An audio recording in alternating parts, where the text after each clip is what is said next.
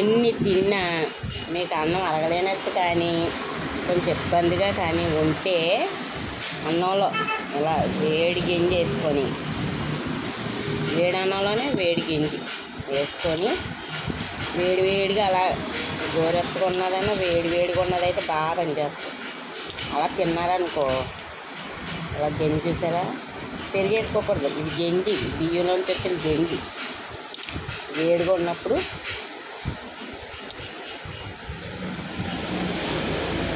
తినేసి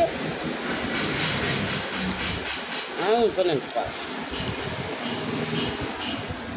తింటాం ఉల్లిపాయ కొడుకోవడం.